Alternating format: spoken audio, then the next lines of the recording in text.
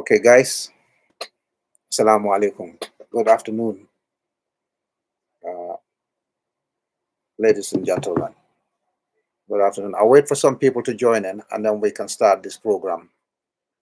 Yeah, as usual, I'll wait for a few people to join in. And if you're watching from elsewhere, if you're watching from another country, or probably more accurate to say, if you can't speak any of the Gambian languages, maybe this program will not be entertaining to you. Might have very little information, but you're more than happy to stay tuned. I'll cover some of the program in English so that everybody will know what the live program is about. So at the beginning, I'll give the headlines, the main topics of this live program on YouTube and TikTok. So I'm live on YouTube and TikTok simultaneously.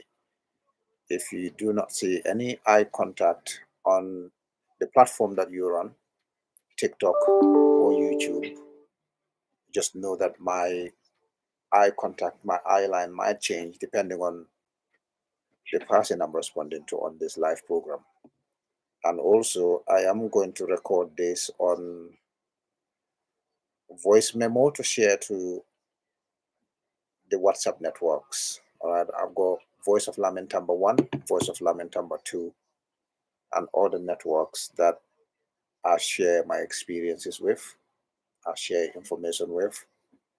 As I said before, my politics is simple: give people the knowledge, share your experiences, share information with people, and hopefully people will make informed decisions about uh, various public discourses, various public topics. People can choose what they want to do and what they don't want to do. So I'm going to go into Jola, Mandinka, Wolof, so that things are clearer to the local folks who have not been to school, can't read and write in English. I'll go to our languages, beautiful Gambian languages, which also apply in Senegal. They apply in Guinea-Bissau. Uh, some languages can be understood in Mali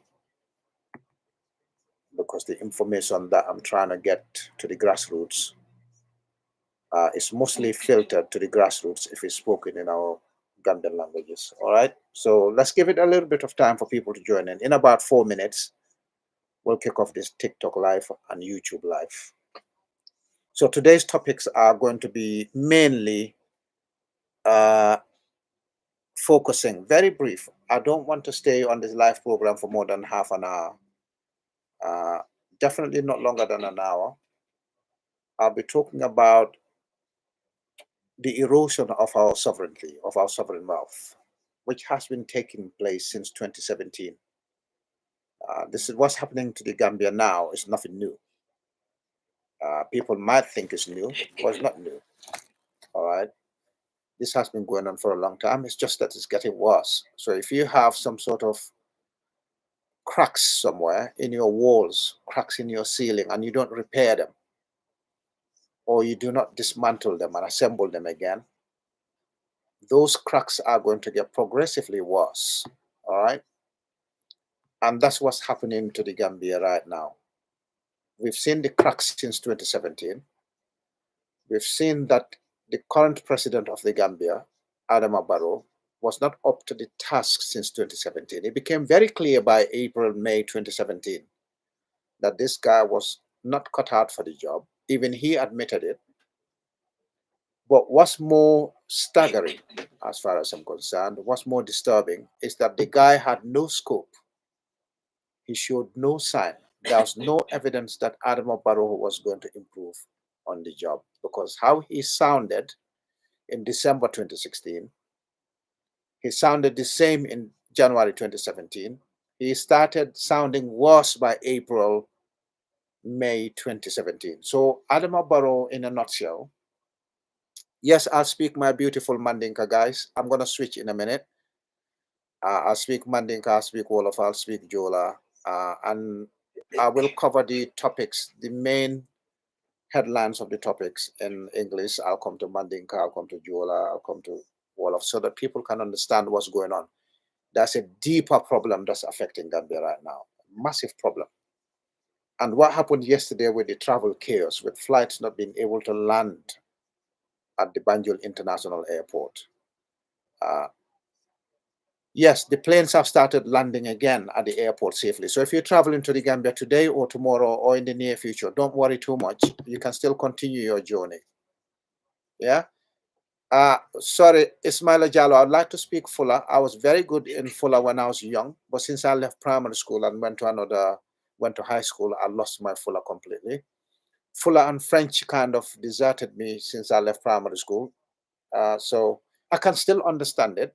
I can still speak a little bit of Fuller, but not to the point of presenting a program entirely on in Fuller. So it'll be difficult. All right. So yes, what time is it now? At exactly 6:30, this program is going to kick off. Share this live program because this is important. It is the responsibility of every Gambian citizen to ensure our friends, families to the countryside, the length and breadth of the Gambia, get the message that I'm going to transmit here, get the message about our public administration, public discourse. So, Assalamu alaikum wa rahmatullahi wa barakatuh. Assalamu alaikum. Thank you very much, Esa Omar. Thank you everyone for tuning in. I appreciate the time you dedicate to come and listen to me. I am in politics not to deceive anyone. Certainly, nobody in the Gambia knows me with politics of deception, politics of lies, politics of personal attacks. I don't do that. I don't have time for that. I am not motivated by personal gain. I am not motivated by fame or fortune. Many people who've been observing Gambian politics since 2017 know that. Okay? So now the topics for today. First and foremost, we're going to talk about the Banjul International Airport. I've written about this before many times as to how our sovereign wealth, our sovereignty is being gradually eroded by Senegal since 2017. I've spoken about this before, I've written about it before, and people know that what I've said in the past was not said because I do not like Adama Barrow or that I do not like his government or I hate Adama Barrow. No, I don't have hate. If you've been following me politically since 2017, you know I don't engage in politics of personal attack. I don't do that. I've got so much to offer, so much information to share with my compatriots.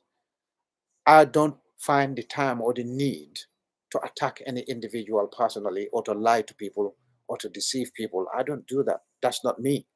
I have zero skill when it comes to unjustifiably attacking people, unjustifiably hitting out at people. I don't do that. My politics is meant to be clean, naturally aspirated, every single thing. So, assalamu alaikum. Suma mbokki Gambian yi suma mbokki Sénégalais bading Gambian ol bading Sénégalais because ñin topic kana diamo menke bi adiamo ñing abe Gambian in Sénégal be le mala woto mbal be kontona mang lena nuyu de len jerem de len santa jërëjëf time bi ngeen jël pour ñëw si live programme bi pour déglu ma tey lu ma bëggoon na waxtaan tey mooy airport yi Gambia ak airport yi Sénégal suñ tourisme yi Gambia ak tourisme yi Sénégal suñ seaport yi Gambia ak suñ seaport yi Sénégal suñ security Gambia ak security Sénégal lu mel tey ak lu meloon démba balaa 2017 gisoon nañ Gambia naka la meloon tey gis nañ Gambia naka la mel so mbaadiŋol nabi kacaabe kala menti wolem kunun nga Gambia jele nun Gambia be no ñaamen jandi Adama Barrow be kala mansati bi nga jele Gambia be ñaamen Adama Barrow naata ke mansati ñaamen bare Gambia be damen bi kuwol be wajabi kanne things are getting worse so ko palum ko jamaata ngembon safew saf ibanja ka safak nenu jaat kamike kanotum be kanale kamike wala tunu jukaju Gambia ma yonam fuken janding Adama Barrow mba abilu makanum arungat Mohamed Gambia no jukaju Gambia ma yono meno all right and jaat pop no jukaju Gambia ma yono meno jaat yo woto jaat kamike ke jaat pour mu mika manu manja Gambia mante yo boy jaw burumba jake mante le boy jaw de burumba jake yo kam ke kila ko nem bonya jat live on YouTube njombo live YouTube njombo live TikTok same time yo so mbadi ngol be live YouTube be live TikTok also nying audio asa talang share the audio video bi na ngeen ko share jël leen video bi ngeen partager ko gaay ñu ne la Sénégalais ñu ne ñu partager ko share leen video bi saane leen ko ci forum yi because tey programme bi is very important musoon naa binda on Facebook musoon naa wax on WhatsApp musoon naa wax ci interview yi télévision yi Gambia interview online TV Gambia interview yi platform yu bari Gambia musoon ma interview de ma laaj ndax Gambia fu mu jéem Gambia mu ngi advance wala mu ngi dem foo xam ne nit ñi mun nañoo ràññi Gambia fu mu nekkoon démba ak Gambia fu mu nekk tey ndax Gambia mu ngi improve si loxo Adama Barrow so man lu ma doon waxtaan boobu noonu mooy Gambia ne ak Sénégal yi ñoo xam ne dañ daan dem Gambia ak Sénégal yi ñoo xam ne duñ daan dem Gambia sax tey xamoon nañ ne président Jammeh mu ngi doon yóbbu Gambia from A to B waaye bëgguma programme bi mu sori si yëfi président Jammeh all right ñëpp xam nañ président Jammeh fu mu jëloon Gambia 1994 ak bu mu doon jéena keroog on the 22nd of January 2017 fan la bàyyoon Gambia ñëpp xam nañ ko loolu leer na ñëpp nekkut ne ñun dañoo support président Jammeh so every programme bu ñoo def président Jammeh la ñoo bëgg di gërëm niru président Jammeh rek a nekkoon Gambia président no amoon nañ Pierre S Njie as the first minister amoon nañ président Jawara as the president amoon nañ président Jammeh waaye si président yooyu yëpp nag suñ njiiti réew yooyu nag amutoon kenn koo xam ne xamutoon lu daan def si liggéeyam bi si place si président si place si njiit ñëpp a xamoon place si njiit lan la miin si niti lan la miin si àdduna bi lan mooy liggéeyi président yi réew mi ñëpp xamoon nañ ko te président suñu musoon na am président Jawara gisoon naa tuuti taami président Jawara ma gis taami président Jammeh tam tuuti rek laa gis because président Jammeh dafa ñëw to power balaa ñuy naan 6-7 years man ma bàyyi Gambia dem bitim réew waaye at least diggante 1994 ba 2001 bu ma tukki yoon gisoon naa Gambia naka la meloon before 1994 gis naa Gambia naka la dooroon di sanse after 1994 waaye topic bi bëgguma ko jël di ko compare diggante Jawara ak Jammeh ak Barrow because ñëpp xam nañ ne tey fuñ toolu tey jamono jii ni ñëpp xam nañ ne Adama Barrow nekkut si classe président Jawara nekkut si classe président Jammeh Adama Barrow dafa mel ni moom mooy suñu worst président buñ musa am in our country waaw waxtaan bi tey nag dañ ko dooree suñu airport man la Lamin Tamba maa ngi def live YouTube Voice of Lamin Tamba channel on YouTube maa ngi def live on TikTok channel Tamba Neto so démba dama share on benn video TikTok ma share ko on my Facebook page Mr. Lamin Tamba ma share ko YouTube video bi dafa am flight bu daan jógee Belgium SN Brussels ak beneen flight yëpp Gambia lañ jëm Gambia lañ jublu dañ daan dem Gambia dañ dem ba àgg Gambia flight yi mënuñoo lan try nañ ñetti yoon pour wàcca Gambia pour laal si suuf mënuñoo wàcca ngir lan Gambia suñu airport bi amutoon courant suñ standby generator kenn xamul lan moo jot standby generator bu nekkoon suñu airport bi te airport yi Gambia musutoon na am kind of drama bu amoon démba boo xam ne courant amut standby generator doxut time boobu noonu suñu airport yi Gambia dafa amoon number one electricity supply number one line electricity quality electricity supply moo daan jógee NAWEC mooy company bu dee supply Gambian si seen electricity ak ndox courant ak ndox National Water and Electricity Company la ñoo ooyee NAWEC loolu lañ dee shorten ñu ne NAWEC taami président Jammeh 1994 ba 2017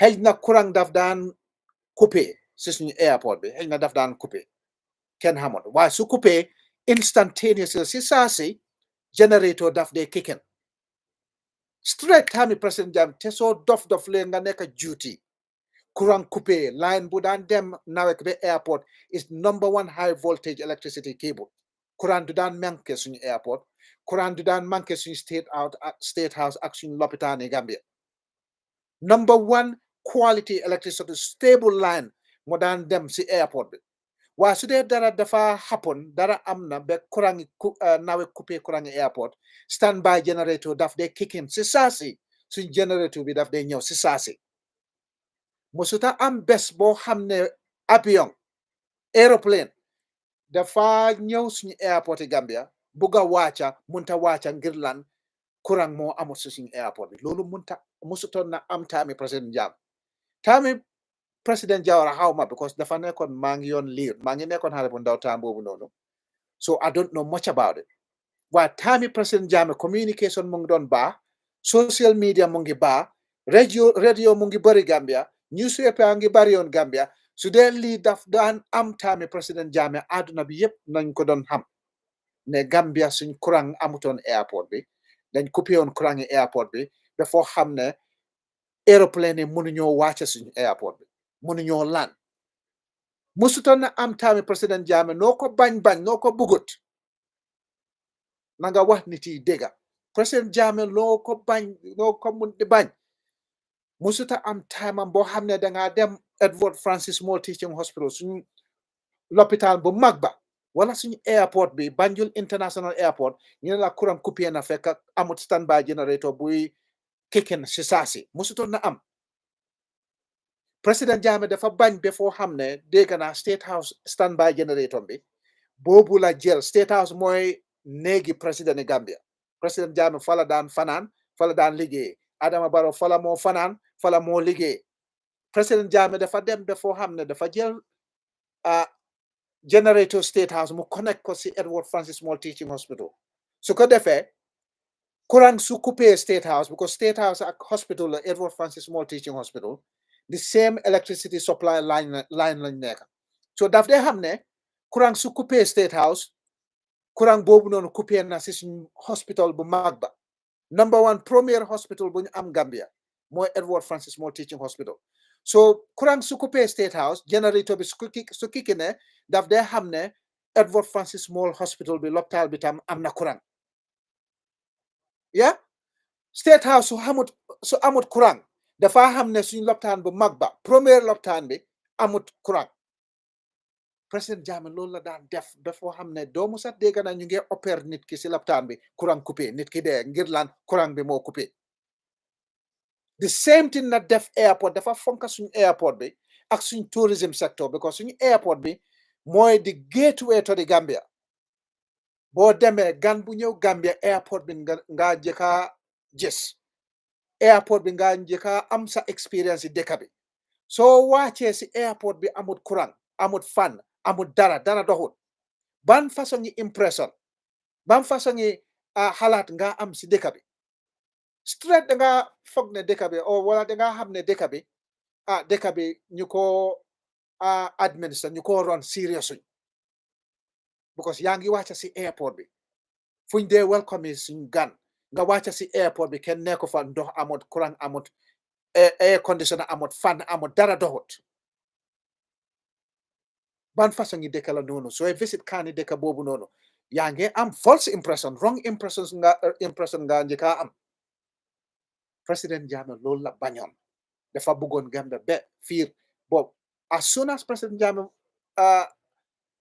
left the country ba mu bàyyee Gambia in 2017 ñun suñ problème nag fala door te waxtaani tey bi nag waxtaani problème yi Gambia buñ daan am since 2017 courant buñ coupé woon noonu démba si airport bi was not the first time bu démba bi moo jënaa was power cut buñ musa am si airport bi since 2017 bu démba bi was the worst ba xam ne 2 flights couldn't land beneen flight bi try na ñetti yoon pour wàcca munta wàcca mu jël bi flight bi dafa tourné dem Dakar ba mu amee landing spot mu wàcca Dakar wàccee fa Gambian citizens yi da nga foog ne dinañ arrangé ba mu wàccoon Dakar noonu dinañ arrangé beneen flight bu leen di jël from Dakar indi leen Gambia pour ñu dem seen yoon no defuñ loolu dañ leen yóbbu flight bi dafa divert SN Brussels nuñ ko waxee sama sources yi ñu ne dafa dem ba àgga Dakar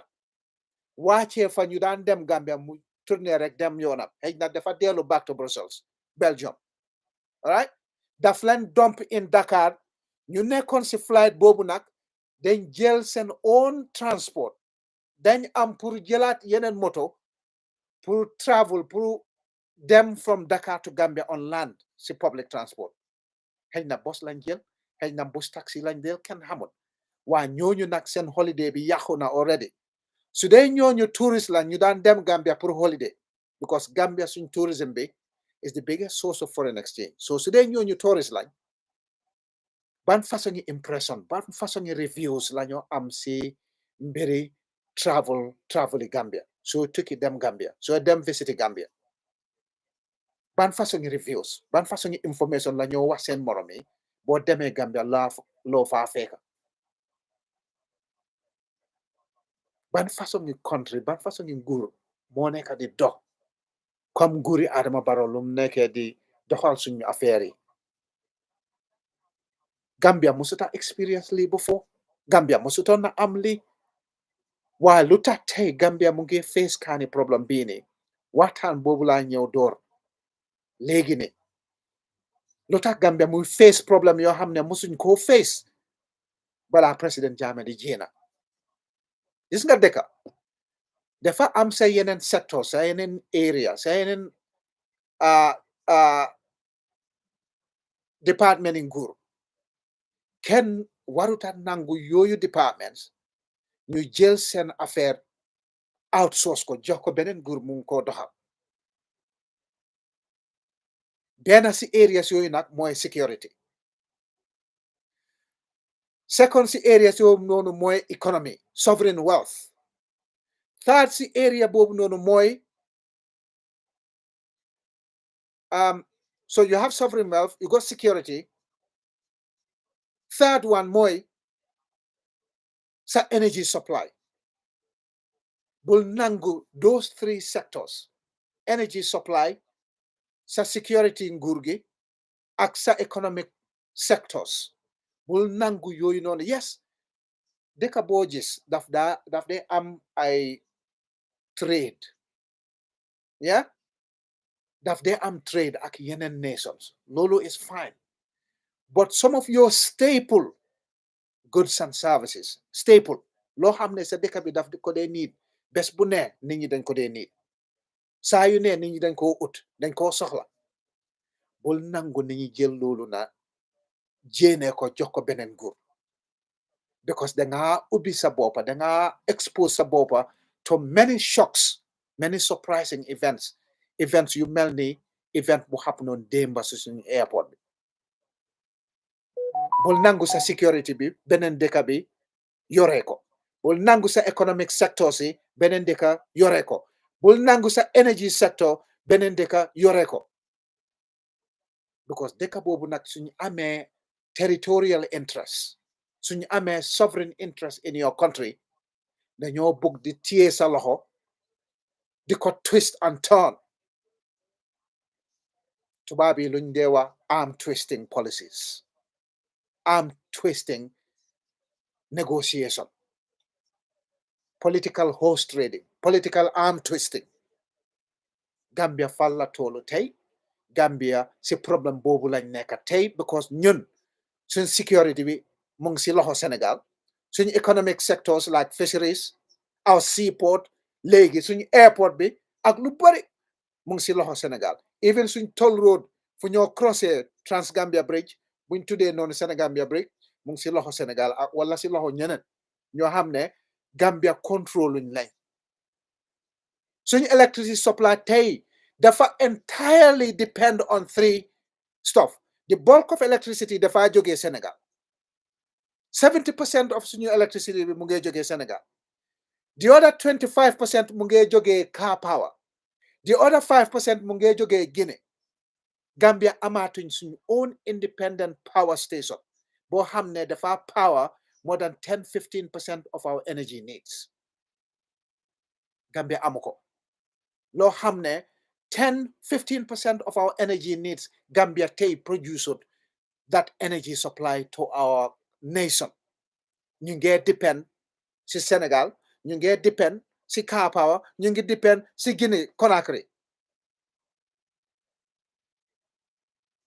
suñ dëkk bi amaatu dara Adama Barrow suñu président bi si boppam ñu ko garde his principal bodyguard sénégalais la suñ military suñ security Sénégal moo ko yor even suñ télécommunication léegi Sénégal moo ko yor Gamcel suñ ace cable wala yéenay dafa jaar Sénégal balaa ñuy mën a am suñu own internet supply saa yu ne ñu ngi am problème yi internet ñu ne ok Sénélec ñu ngi ñoo bàkk ba suñ ace cable bi suñu internet bi suñ ko connect waat Sénégal ñoo dimbale su internet communication system bi Sénélec not Sénélec what's the Sonatel mooy company Sénégal bi bu yor seen wàllum telecommunications every single time ñu ngi am internet problem ñu ne dañoo feegum Sonatel pour ñooñu ñu mun ñoo supply electricity balaa ñuy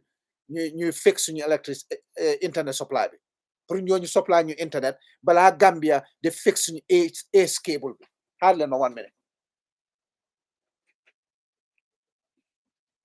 sorry so ñun tey suñ dëkk bi Gambia suñ électricité bi mu ngi si loxo Sénégal suñ fisheries mu ngi si loxo Sénégal suñ security mu ngi si loxo Sénégal suñu own président Adama Barrow principal bodyguard ami sénégalais lañ suy xandoor ñooñu dañoo wax Sénégal seen nguur gi Adama Barrow mu ngi xandoor tey su demee fanaan si first jabaram xam nañ ko su demee fanaan si second jabaram xam nañ ko amul dara luy dox Gambia tey fekk sénégalais amuñ first hand information inside Sénégal mu ngi ni Sénégal ñu ngi gas seen diw ak seen gas si boori frontière yi Gambia waa ñu ne Gambia amuñ suñ diw Guinée Bissau mu ngi amee diw Sénégal mu ngi amee diw Gambia mu ngi si diggante bi mu ngi si digg ñaari réew yi ñu ngi si benn pipe bi ñu ne Gambia amul diw ana ñun suñu oil bi ak gas bi fan la dem Sénégal ñu ngi gas seen bos de si boori frontière yi Gambia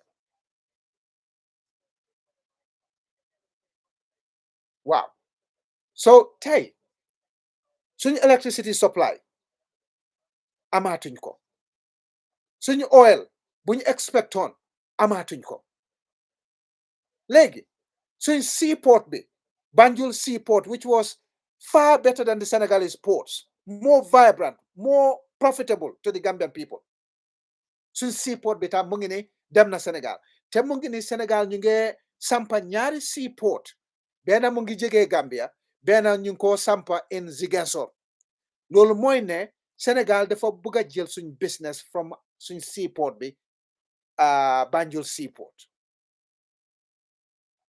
because beneen bu ñoo sampa boori frontière yi Gambia ba pare ñu ngi sampaat beneen bi in Ziguinchor time boobu noonu balaa ñu daan jël Adama Barrow di ko teg suñ state house di ko def suñ njiit suñ président suñ seaport was one of the best ñun ñoo daan supply Sénégal ñun ñoo daan supply Guinée Bissau ñun ñoo daan supply Conakry ñun ñoo daan supply Mali dëkk yooyu yëpp suñu ay remolque suñ merchandise daf day ñëw Gambian seaport ñu am ay remolque yu leen di yóbbu bagage yi yóbbu leen Mali yóbbu leen Sénégal yóbbu leen ñaari Guinées loolu yëpp dem na rëcc na suñu loxo suñu earning suñ sovereign wealth dem na suñ cashew trade dem na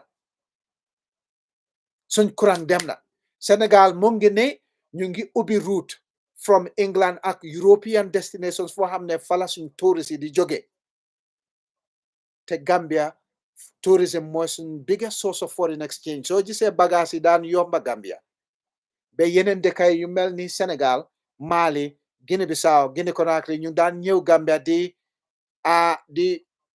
nduga di jël seen marchandise di ko yóbbu seen dëkka time boobu noonu suñ seaport was vibrant suñ bagage dafa yomba suñ foreign exchange dalasi dafa dëgëroon trop because of land tourism ak remittances bu dee jógee bitim réew di ñëw Gambia moo ñu daan jox dollars for foreign exchange dalasi baa ngi dëgëroon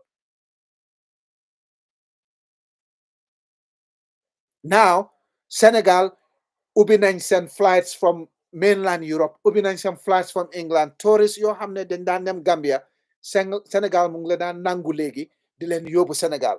Sénégal mu ngi leen fii la Adama Barrow ak nguuram bi jël zoo bu nekk Kanilaay ak forest bu nekkoon Kanilaay tëj leen yaaxa zoo boobu noonu yaaxa forest boobu noonu ngir lan because lañ dañ bëggutoon président Jammeh ba foo xam ne loo xam ne alali nguur gi la dafa benefit the tourism of the country because nit ñi dañ daan dem Kanilaay they view all these wild animals, they view the crocodile ponds there, they view other wildlife activities in Kanilaay and Fonyi.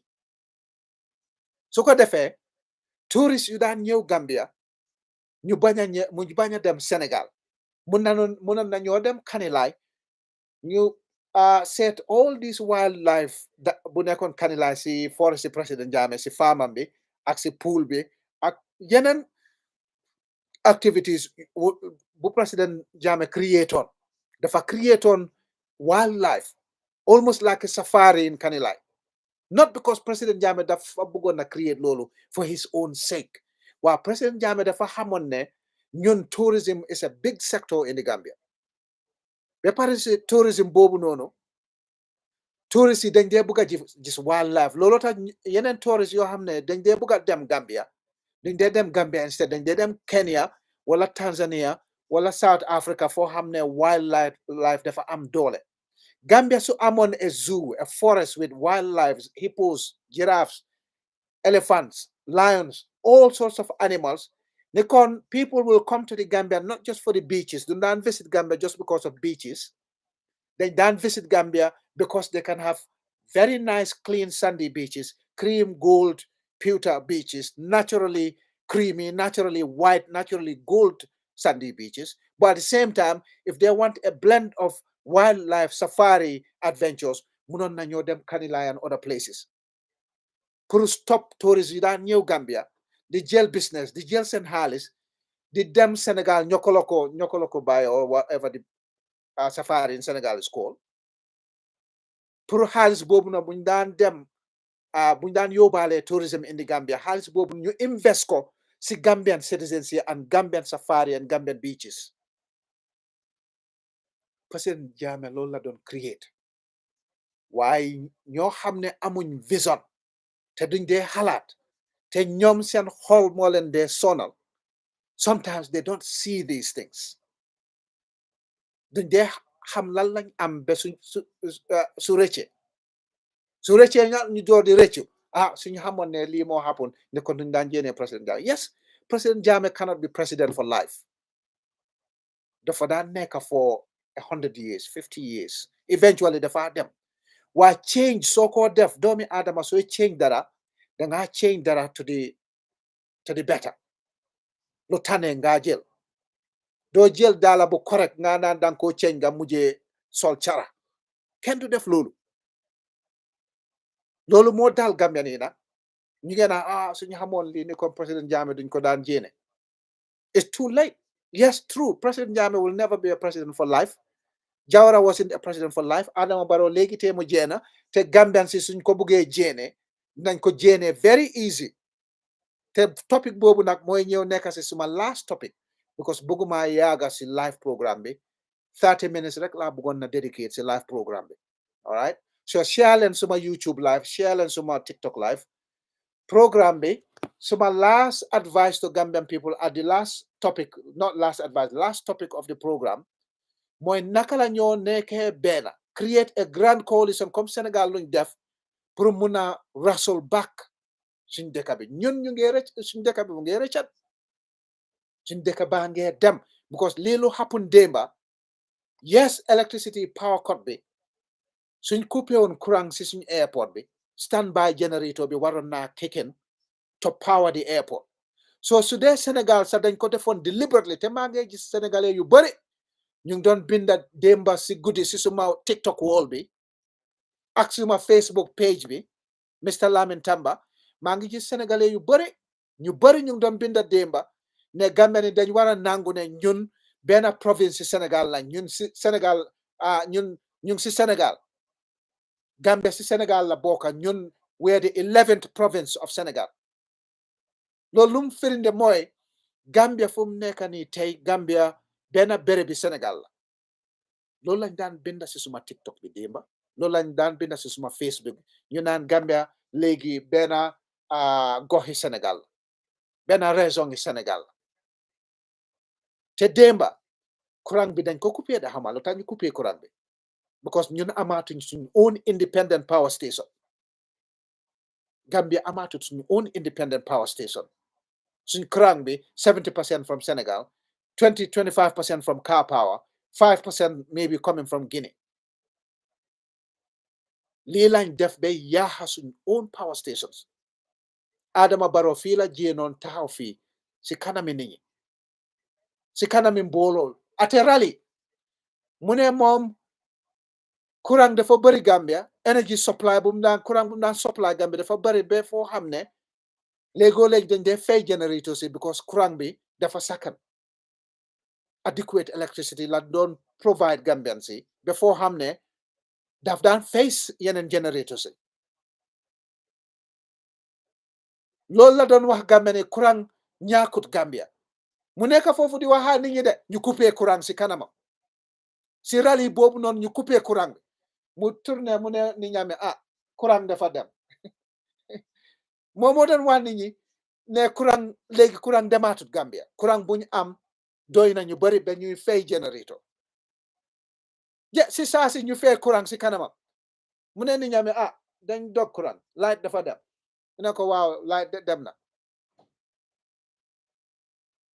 so courant buñ fayoon démba xaw ma ndax sabotage la xaw ma ndax Sénégal ñoo ko fay pour frustrate suñu airlines yi su ko defee ñu bañ a naaw si airport yi Gambia pour flight si bañ a dem airport yi Gambia su ko defee si kanam a kanam airlines yi dañoo naan yéen seen Gambian airport bi de baaxatut because amoon na fi beneen jamono boo xam ne airport doxut for days dañ tëjoon suñu airport bi last year or the year before dañ tëjoon suñu airport bi flight si dañ daan dem Sénégal ñu wàcca fa suñu wàccee foofu rek ñu jël land trip bi to di Gambia te loolu lañ defoon fii buñ daan def OIC summit courant def daan coupé wala runway bi because of corruption duñ maintain runway bi wala because of corruption duñ dox ñax bu nekk si boori runway bi ñax boobu nag taka flight si duñ mun a land xaw ma ndax Sénégal ñoo coupé woon courant bi démba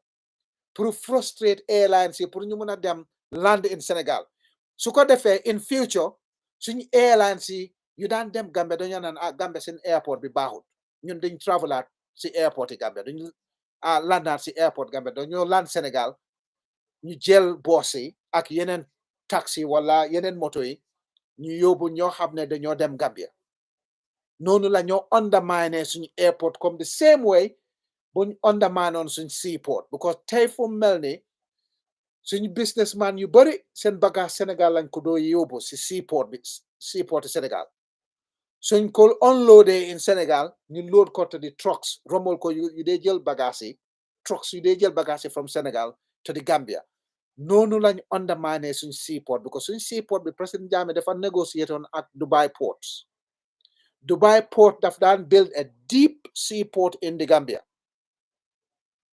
balaa ñun doon door liggéey bi Adama Barrow jël nguur gi ñu ne ko sénégalais xaw ma ndax sénégalais ñoo ko wax ne Dubai seaport baaxut bul ko jël bul nangu deal bi te Gambian si xam nañ ne président Jammeh du dee duga benn deal boo xam ne is go no interest of the Gambian people looloo tax président Jammeh bañoon pour gas suñ oil bi and gas because of price buñ ko offer for our oil and gas was insulting price bi kenn du ko jël only African countries ñoo nekk di jël oil at that price président Jammeh mu ne no duma nangu loolu the same thing moo happen on diggante Iran ak Anglais ak American yi back in the 50s and 60s ñu ngi doon fay Saudi Arabia price bu baax pour son oil 50-50 ñu dem ba Iran ñu ne Iran ne ñun duñ la fay 50-50 dañ la fay 30 something percent for your oil Iran ne déedéet yéen a ngi fay Saudi Arabia 50-50 lu tax ñun ñoo jël ngeen ñoo offer 30% xaw ma 20% duñ nangu loolu Iran, Republic of Iran, Islamic Republic of Iran, seen problème ak anglais ak American yi fala doore du dara lu dul diw oil and gas. The same thing President Jammeh loolu la waxoon gaay li ngeen di fay Nigeria pour seen oil wala Angola wala yeneen African countries loolu seen affaire la man duma gas suma oil in the Gambia ma jox leen ko at 5% of the price. You take 95%, I take 5%. The land is mine, the oil is mine. With the disaster that normally goes with oil exploration, no man nangu lolu. You know, President Jammeh, okay, so nangu 5% for your oil, then you change some good. Okay, come ko yena neka yala, change la suma good. Adama Barrow, ñu ne ko Dubai port baaxut si yow baaxut si Gambia bul nangu ñu gas that seaport because Dubai port Adama Barrow ak nguuram bi dañ jël contract boobu xooti ko yaaxa contract bi daa Dubai port amut benn month sa benn month 1 month sa amu ko bu Adama Barrow xooti woon contract yi Gambia ak Dubai port daf ko xooti amut benn month Sénégalais yi kof project bi Sénégalais kof project bi si saa si straight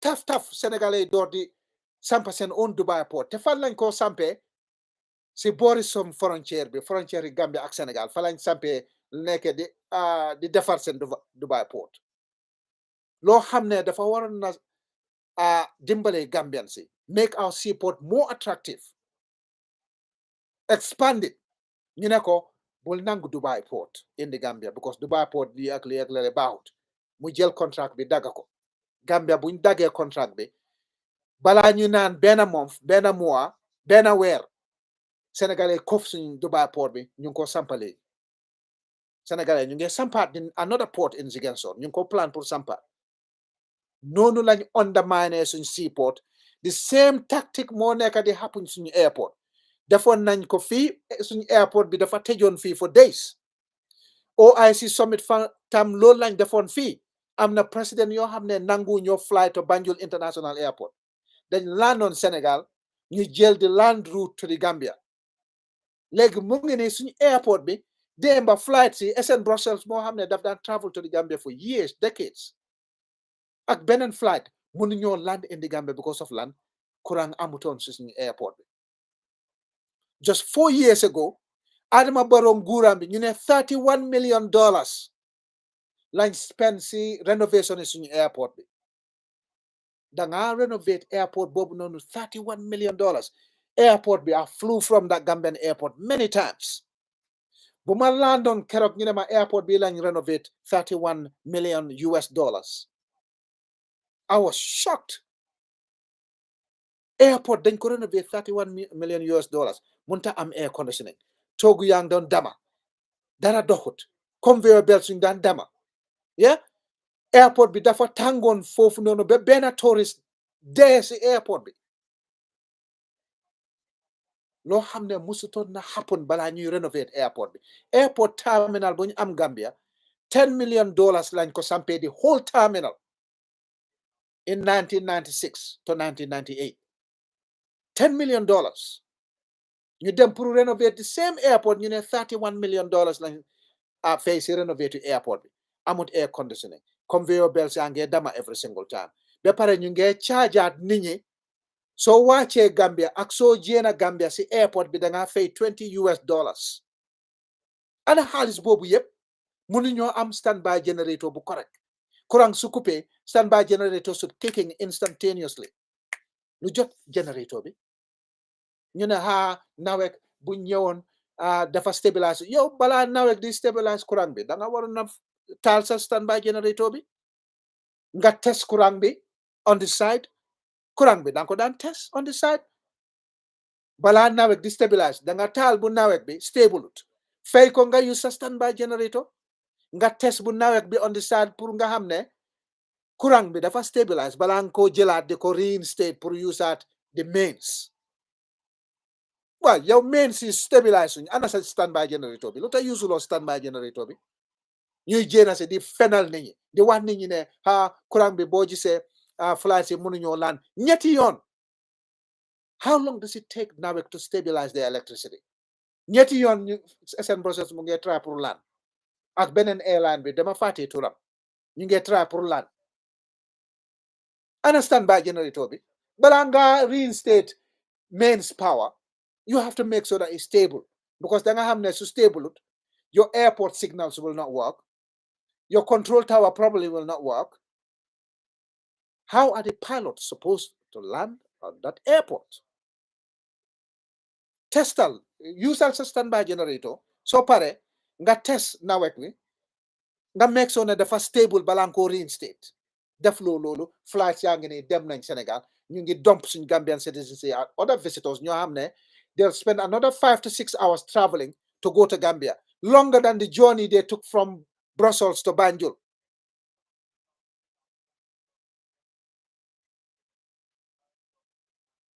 yaa ngee naaw dem Gambia from Brussels to Banjul 5 hours 6 hours ñu jël la domp la Sénégal ak sa bagage yi ñu bàyyi la fa ñu la dugal si beneen transport nga dem Gambia nga spend out another 5 6 7 hours pour travel from Banjul to Dakar to Banjul by land in the heat with all the trouble that goes with it nga expect ne ñooñu ñu visitoon sa dëkk bi ñu ñëwoon pour seet si la wala invest sa dëkk bi ñooñu ñu ñëwaat next time wala ñu jox la good reviews. You think the country is going to improve like that? Yéen a ngi gis reviews ñu nekk di binda Gambia already ne Gambia safe. American embassies binda nañ fi ñu ne Gambia safe suñ citizens yi buñ dem Gambia. Tourists yaa ngi daw ñoo xam ne ñu ngi dëkkoon Gambia for 2 decades 3 decades 1 decade ñoo xam ne dañ dëkkoon Gambia ñu ngi jéem a Gambia di ñibbi seen dëkka because of land léegi nit yi sa cabinet sa safatut nit ñi dañ koo dagal dañ koo daaji duga sa own cabinet ñu sàcca lu leen ne most of the time dañoo jël paaka teg ko sa sa poro ya ñu ne la jox ma lépp loo am sa télévision sa mobile phone sa xaalis loo am foofu loo xam ne dafa jar dara dangaa jox sàccakat yi soo leen joxul la ñu rey la wala ñu gaañ la gaañu serious loolu moo am tey Gambia kenn seefatut streets si seefatut nit ñi jéenaatuñ after 8 p.m. si guddi waaye even sa own saal ak cabinet sa doo fa mën a comfortable because sàccakat yi ñu ngay daaji nit ñi seen bunta yi daaji nit ñi seen palanteer yi di dugal nit ñi seen néegi di sàcca lu leen ne lii lañ am Gambia tey lii mooy public administration Adama Barrow ñu ne he is the will of God Adama Barrow is the peace loving president boo xam ne yow sa own citizens si Adama Barrow óolu leen óolu loo sa own citizen óolu loo sa own citizen si yaa ngi jël Sénégalais nga def leen sa bodyguard sa state house Sénégalais nga jël teg leen foofu noonu sa kaw Gambian soldiers yi you don't trust your own citizens Gambia Army mu ngi turn Gambia Army into watchmen ñooñu dañ dee teew bés bu ne dañ dee teew rek si airport military barracks rek pour wax nit ñi ne maa ngi duties waa amul dara lu ñoo defaat in the military barracks in Gambia because seen weapons yu bëri yi yëpp lañ jël sàcca leen xaw man daal dañ leen jël jaay leen wala may leen jël weapon yi jox leen Sénégal we don't have our security our economic sectors we don't have them our energy supply we don't have it ñun suñ sovereignty even our own territory on land moomatuñ ko because before Macky Sall muy jéena soo crossé border Gambia ñu fetel la rey la si raison yi fooñi boori fooñi Gambian citizens yi dañoo dem seen own business dañoo dem doxi seen dox wala seen liggéey ñu fetel leen rey leen amuñ suñ security amuñ suñ economy amuñ suñ energy supply dëkk bi naka nga ko energiser naka nga ko powerwe naka nga doxalee dëkk bi fekk the important sectors loo xam ne loolu moo la dee jox sovereignty loolu moo dee increase sa sovereign wealth loolu moo tax nga nekk independent state amaatuloo loolu independence bi anamu ana njëriñi suñu independence suñu forefathers ñoo xam ne dañ xeexoon for independence ñu ngi swell in their graves they quaking suñu independence heroes yi ana gaay tey fu mu nekk nii fuñ tëdda gaa seen niw yaa ngee move because of lan ñu nekk di happen Gambia tey liggéey buñ defoon ak coono buñ fa defoon temps boobu noonu balaa ñu daan am suñu independence lépp la Adama Barrow jël jaay ko lu dul la incompetence corruption unpatriotic set of people ñoo xam ne ñu ngi lead Gambia tey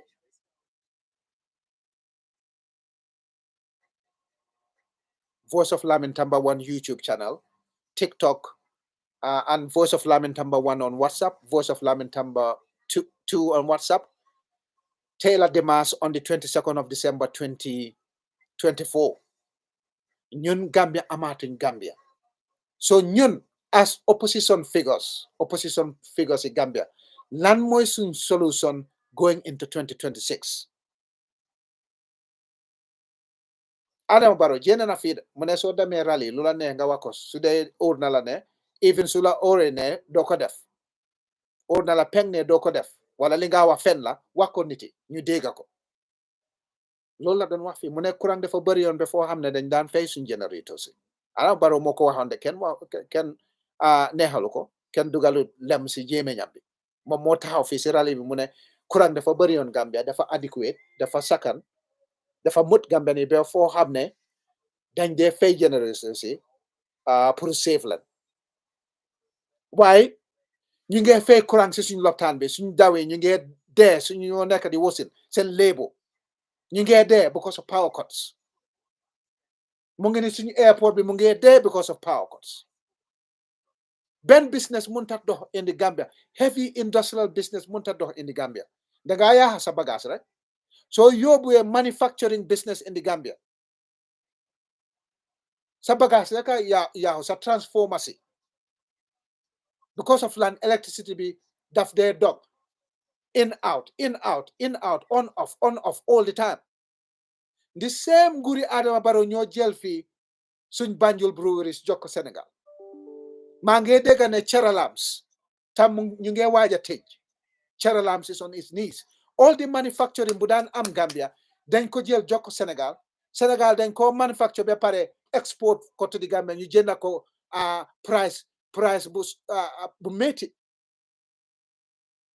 Banjul breweries nguuri Adama Barrow ñoo jël Banjul breweries because dañ laa neen yokkaleen seen tax bi si alcohol bi ak leneen tax boo xam ne soo ko yokkee any sensible company dafa tëj because sa profit margin diminishes is cutting deep into your profit margin ñu ne ko yokkal tax by 25%. How much percent? I can't remember now because I've been done now. I spoke about it before. The increment was criminal. Amut ben business bo hamne si sasi danga yoka more than 10% tax in 1 year. And that business will continue operating like that. So yoka pricey tax on a business. Then call def a gradual incrementalism. Then co increase gradually. Incrementalism. No, nguri Adama Barrow dañ leen na ñu ne la okay yokkaleen Banjul breweries by 25%, 50% or whatever. Ñu naan how are we gonna break even with that steep criminal tax increase? We're not gonna operate in the Gambia. Yes, Gambia Ports Authority was hijacked by Macky Sall. Dubai Port, I spoke about it a few minutes ago. Banjul breweries is gone. Cheralams, the only modern brewery left in the Gambia, is about to go as well. And follow them Senegal, you brew for you in the wild drinks to the Gambia after losing 42,000 jobs were lost in the tourism sector. You lose jobs at Banjul breweries. You lose jobs at Gambia, Dubai, potential Dubai seaport. Yeah? You lose security jobs. You lose fisheries jobs. You lose the jobs from Cheralams. Cheralams munge waja tej. What's left of the Republic of the Gambia anymore? We don't have our territory. We don't have our telecommunications. We don't have our energy supply. We don't have our most viable economic sectors. No security, no airport, no seaport. We have been well and truly undermined. That's not a sovereign nation. You tell me. Yes, Cheralams is about to close, sir.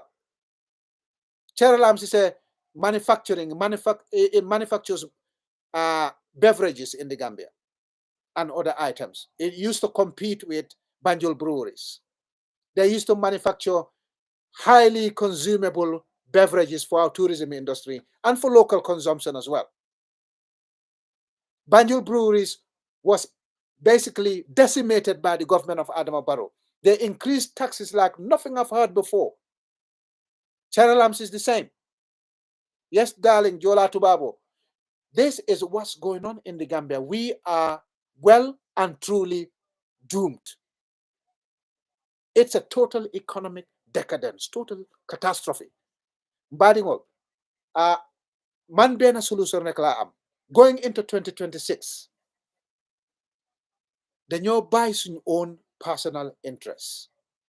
Dañoo jël suñ personal interest tegee ko boor. Dañoo jël suñ own differences tegee ko boor. Dañoo jël suñ traditional political parties tegee ko boor. So they all the candidates, the parties we have in the Gambia on the ground at the moment, parties yooyu noonu la ñoo yóbbu ak leaders yooyu noonu la ñoo yóbbu into 2026. Proud of you, Jola Tubabo, my beautiful sister. Thank you. So there these political parties and the current leaders we have on the ground, ñooñu la ñoo yóbbu in 2026. Bu leen neexee ngeen jéenee ma si seen politics because I'm not interested in it.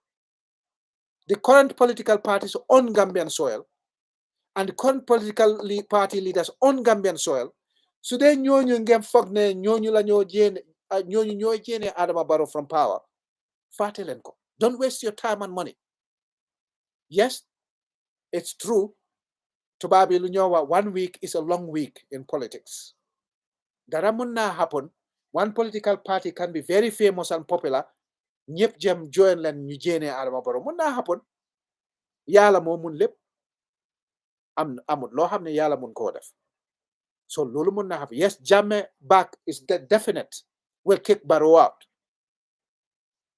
But in Jammeh's absence, what we need to do as opposition parties, man lu ma gis su ma gis nangu nga ko nanguloo ko loolu it's up to you sa affaire la xëy na yow it sa xalaat bi dafa different nag man waaye man am a science student man science laa gomaatuma leneen lu dut yàlla ak science lu ma gis si science bi mooy buñ defoon élection yi néegi député in 2022 opposition in Gambia ñoo open vote popular vote te ñun suñ Gambia first past the post ku ëppa popular vote rek mooy nekk président suñ National Assembly election buñ defoon wote néegi député fii in 2022 opposition moo amoon popular vote soo dajalee carte opposition yi yëpp opposition moo open vote in 2022 buñ demoon fii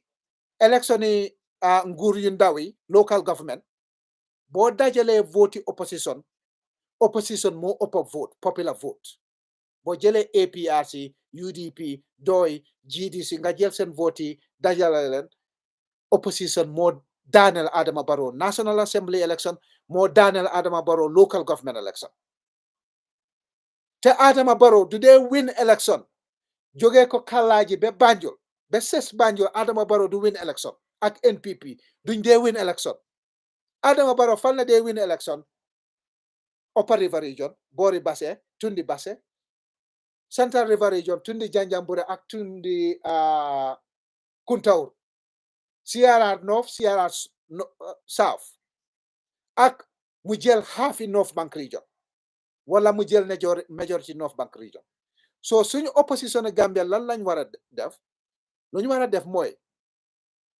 nekk benn grand coalition ñu dem si gox yi si béréb si dëkki kaw-kaw yi countryside fala ñoo intensify suñu political activity dañoo yokka suñu loxo URR CRR South and North ak North Bank Region opposition areas yooyu noonu lañ war a utali ñu def suñu intense campaign pour woon nañu ne Adama Barrow lii la nekk di def di dugal Gambia si pa Adama Barrow own finance minister mu ne Gambia mu ngi duga si benn jafe mu ngi am si benn jafe-jafe financially nekkul dara lu dul jël bor si tubaab bi te bor yooyu noonu doo ko gis fan la ko gaay dugal si suufi Gambia doo gis ban développement la Adama Barrow indi yeah OIC projects yu moo puugaroo noonu with the flyover ak yooyu OIC projects yooyu ñëpp a xam ne président Jammeh moo indi project yooyu to di Gambia Adama Barrow dafa ñëw fekk fa OIC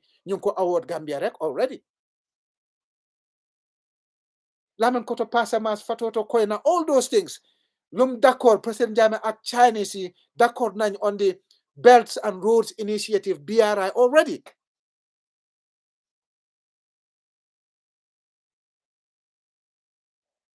Adama Barrow dafa ñëw rek fekk project yooyu Adama Barrow yeneen projects yum door from the beginning mooy Hakaland Road ak Jambur Road te ñëpp gis nañ yoon yooyu noonu naka lañ mel tey yoon boo xam ne daf ko sampa balaa mu àgga half beneen saadi yoon fu bu mu sampa already mu ngee daajeeku yoon baa ngee xooteeku gisoon nañ fi Jambur Farato Highway gisoon nañ fi Hakaland Road bu mu ko daan dem di ko inaugurate ngir lan élection yi 2021 yoon boo xam ne dañ ko defar ba pare waaye soo seetee godrong bi dangaa gis suuf si ron godrong bi ba façon yoon la loolu ba façon tapale yooni kamasa pour nax nit ñi ne oh man maa sampa Hakalang Highway the opposition suñ difference of the past suñ buggee Gambia su dee dëgga Gambia moo ñu ñor Gambia lañ gis nañ faatee suñ past waaye soo waxee li dafa am ñoo xam ne ñu ngi NPP dañoo dem si APRC yéenay nangu UDP ngeen nekk benn ak UDP ñu daan saaga fi président Jammeh ak APRC yes true loolu amoon na wala ñu dem si UDP yéenay nangu APRC ak président Jammeh mu daan def lii ak lii ak human rights record am ak APRC ñu daan def lii ak lii si UDP yéenay nangu ngeen nekk benn yes yéenay amoon nañ ba su dee Gambia lañ gis Gambia moo ñu ñor fuñ jëm tey jaral nañu lépp we have to not forget the past but forgive the past compromise come together as a grand coalition ut koo xam ne bokkutoon si coalition 2016 a fresh face candidate koo xam ne dafa am fresh ideas bokkutoon si coalition 2016 yeah ba pare am na experience in public administration jàngana tuuti doesn't have to be highly educated wa at least jàngana tuuti am na public administration experience naka la a unit or a division or a department lu moo doxee xam na ko manager na people in public service because public service ak private company different animals like Adama Barrow bu mu doon jël nguur gi manage doon kenn business yi benn nit kondong la doon doxal dem di jël loi si nit yi loolu la doon def moom kenn employé toon kenn manage kenn amut benn experience si manage 5 people 10 people 15 people amutoon ko amut jànga bi xëy na Adama Barrow sa jeexal toon sa high school am bi ñu jël ko ñu ne ko oh yow la ñoo teg nga nekk suñu flag bi nga nekk suñu président xoolal fuñ jéem tey xoolal fuñ dem fuñ toll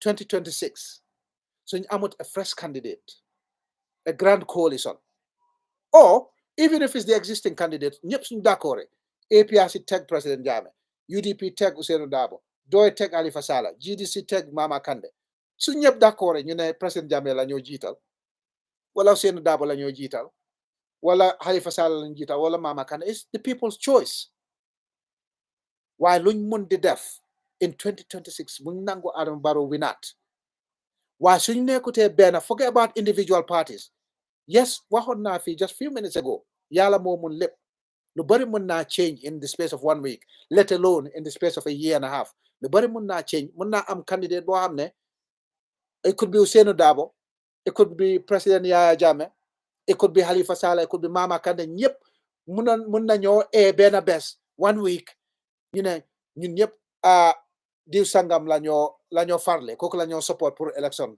in 2026 mun naa happen yeah that can happen but I don't want for that to happen we don't know whether that's going to happen even Adama Barrow ak incompetence ambi ak corruption in government mun naa change the next day Adama Barrow can change the next day who knows But according to my observation, and observation be amon nako in 2017, in fact, bindon nako, mane ki, amut ben ham, amut ben experience, amut ben academic education, neku di one sign ne dafa improve. Adam Barrow amut ben scope for improvement. He'll never improve. He's getting worse. Degul lenkot legi, and when he came newly in 2017, he's getting worse. We don't want to make the same mistake. We don't want to retain him. Bena party du kojene. Not as it stands now. It can change tomorrow. It can change next week. But Bena party munta jene Adam Barrow. Let's not fool ourselves. As it stands now, Bena party munta jene Adam Barrow. We're gonna make that mistake. You know, diw sangam mune dingen win, diw sangam mune jine dinelen votal, dingen win 2026. We ne will fee. Even though Adama Barrow win it, surige election be doing simun dara because sun Supreme Court in Gambia doina war. Sun Supreme Court be moy lolo. Sun court legal system in the Gambia in general moy lolo. How ma lan mo neka di dos sun judiciary be sun jurisprudence. But it's very, very strange, ladies and gentlemen. Think about it. Man suma wahe wala suma binde daf de naharu ñu bari. Why just give it few weeks, few months, few years, di nga gis luma binda. Wala luma waxon si WhatsApp, wala on Facebook, wala on YouTube, wala on TikTok. You'll see it. Legi tay, as I speak to you now, suñu economy bi, IMF ñu ngi si suñu economy di ko structure. Te IMF suñu defee loolu nga xam ne you in serious trouble. Te tubaab daf laa naan, there's no such thing as free lunch. Free lunch amut. Free añ amut. Tubaab amut free lunch. Suñ demee ba dugga sa nguur gi, sa economic system, ñu ne la da nga structure sa debt si nga xam ne you are in deep trouble. It's always going to be in the benefit of the tubaab. Luñ dee wax rek bul jël sarta ak Guinée. Yow yaay lose, Guinée du lose. Boo jëlee sarta ak Guinée, yow yaay lose. IMF is the same. Boo gisee IMF mu dugga sa economy mu ne la you have to structure sa economy bi doxaatu. Dara baaxul si sa economy bi. Te since 2019 November, IMF time boobu lañ door di woon nguuri Adama Barrow. Lu tax ñu baalal leen mooy Covid moo tax ñu baalal leen tuuti. Waaw xoolal Covid money bi. Covid money bi réer na. OIC money bi réer na. Xaalis buñ jël loolu suñ jël ya réer nañ. Xaalis bi dafa disappear kenn xamul fan la xaalis bi dem. Ba foo xam ne tey mun ñoo am courant si suñu airport. Naka la ñoo jéenee Adama because nekk fii di wax rek wax yoo xam ne doo provide solution. Solution bi mooy a grand coalition. Mun naa am a very popular candidate kuy ñëw ba xam ne dafa energize nit yi. Dafa am xam-xam, dafa am experience, dafa bugga Gambia. Candidate boobu na mun naa ñëw. It could be President Jammeh's return. Mun naa nekk somebody else. Could be a fresh candidate from the UDP. Could be a fresh candidate from DOI. Fresh candidate from GDC. It could be anybody. But that person alone, Purmumuna, energize Gambian people. Whip up the frenzy. Gather those numbers that we need to beat Adama Barrow and banish him. They're far difficult. At the moment, let's believe in the science of numbers. Yes, I know COVID money is not from IMF. I'm just saying COVID money went missing. IMF is structuring the Gambian economy right now with the Gambian government because things are really rotting in there. Yeah? So IMF is just the structuring thing. But anyway, Grand Coalition, a fresh face, not part of Coalition 2016, way forward. If people have different ideas, tell me. Don't tell me some mysterious stuff. Buguma dega lo hamne munuma ko understand. Do ko muna content. Yeah? Ham bo am. Bo hamne sabir bo pala neka wala bena sering fenen wala fine. Am nañ ham man awma bobu ham man luma ham moy numbers ak yalla. Te numbers yoy nonu opposition ni ñoo gagné on fi National Assembly election popular vote. Opposition ñoo gagné on fi local government election popular vote. So pexe bu ñoo dugal pour jéene Adama Barrow pexe boobu am nañ ko already xam nañ ko mu ngi si suñu loxo as opposition parties dafa mel ni ñun suñ politique bi yëpp bañante bëgguma kii bëgguma kële dama support kële because of XYZ kii na bëgguma ko because of XYZ waaye suñ gisee dëkk bi ñor dëkk bi su dee Gambia moo ñu ñor pour jéene Adama Barrow is easy formula bi ñu ko amee mu ngi suñu loxo it's simple ñu ko amee so des na si ñun lan la ñoo def pour jéene ko ñu ko amee demonstrate nañ ko twice National Assembly election local government election opposition parties had the popular vote what will you be doing that question laa bëgg nit ñu answer waaye at the moment ñun ñu ngee lose suñ sovereignty yeah ñu ngee lose suñ sovereignty suñ viable economic sector yëpp mu ngee dem Sénégal bul surprise nag boo déggee na flights yi du ñëwaat Gambia dañoo land Sénégal ñu indi Gambian si to the Gambia by land bul surprise loolu mun naa am loolu mu ngi si soon suma calculation bindoon naa ko 3 years ago bindoon naa ko 2 years ago bindoon naa ko last year ne suñu airport bi sax ku dem airport bi duñu amaat suñu own airport dañoo fly to Senegal and we travel by land or try to Guinea-Bissau and fly by land travel by land rather mu ngoog amoon na fi last year or earlier this year buñ tëjoon airport bi amoon na time OIC this one is the worst version of it the fight now was the ball is in our court. What do we want to do? Give me your ideas. My idea is a grand coalition, fresh face candidate, nothing to do with coalition 2016. Somebody with credibility, to flip flop. I'm not experienced. Doesn't have to be a doctorate holder. Can be a diploma, can be a bachelor's degree, as long as they can demonstrate, give it a backing a background, basically. Give it a good background of public administration and success in public administration.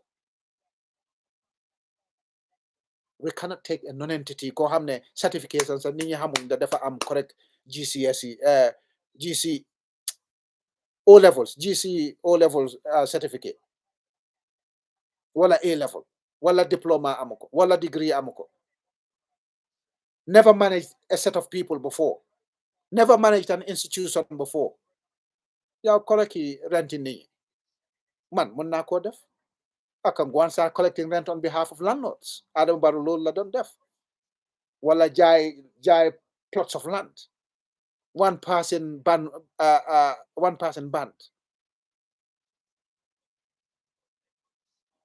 loolu la doon def that's totally different from public administration. Public administration is a different animal.